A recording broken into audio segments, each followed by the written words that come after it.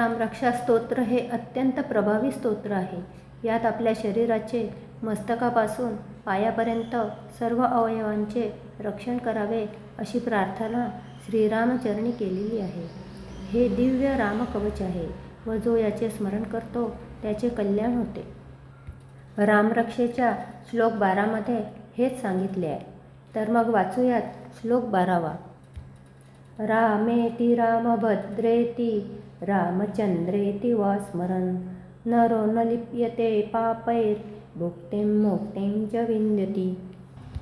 हा श्लोक संस्कृतमध्ये आहे. त्याचा मराठी अर्थ बघूया. प्रभू श्रीरामाचे राम, रामभद्र, रामचंद्र अशा नावांनी स्मरण करणारा माणूस कधीही पापांनी लिप्त होत नाही. म्हणजे त्याच्याजवळ पाप फिरकतही नाही व त्याला पापाची बाधा होत नाही. त्याला सर्व सुखांचा उपभोग मिळून शेवटी मोक्ष मिळतो. चला तर मग लाईक करा, शेअर करा, सबस्क्राईब करा आणि रोज रामरक्षा म्हणत चला.